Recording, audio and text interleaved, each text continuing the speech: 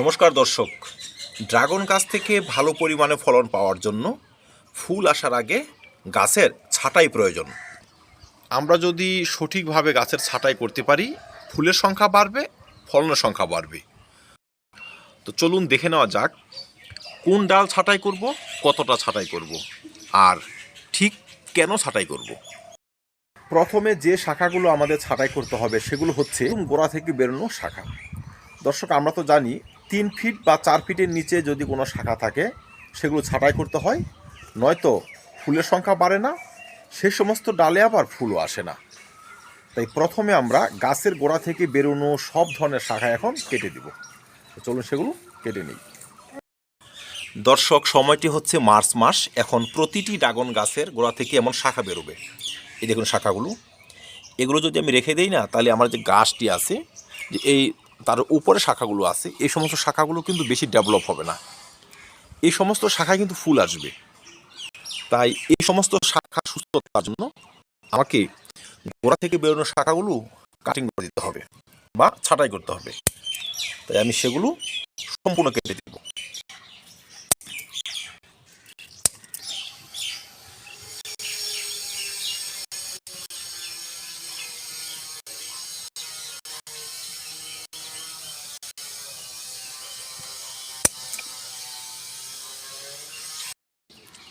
ঠিক এই গাছটিরও এই দেখুন,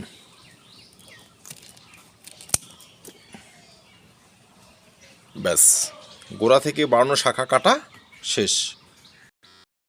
2 নম্বর হচ্ছে অসুস্থ শাখা। যদি কোনো শাখা অসুস্থ থাকে সেটা আমাকে কাটতে হবে। এই শাখাটি অসুস্থ হয়ে গেছিল, তো আমি এখানে ছত্রাকনাশক লাগিয়ে দিয়েছি, তারপরও দেখুন হলুদ ভাব রয়ে গিয়েছে। যদি এটি সঠিক না হয় সেক্ষেত্রে আমাকে এটা কাটতে হবে। অসুস্থ শাখা গাছে যদি রেখে দেন, নতুন শাখা অসুস্থ হবে, সেই শাখাতে তো ফুল আসবেই না, বরঞ্চ আপনার গাছটি নষ্ট হবে।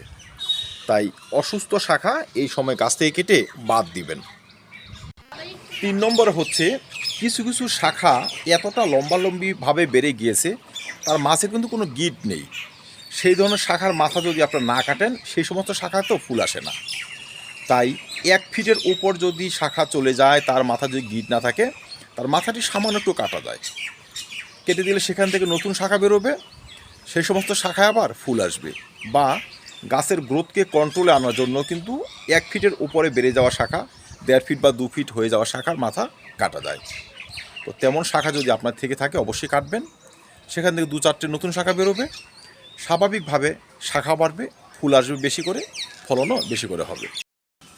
যেমন ধরুন এই যে শাখাটি রয়েছে, এটি যদি বাড়তে বাড়তে অনেকটা লম্বালম্বি চলে যায়, তার মাথাটি কাটতে হবে।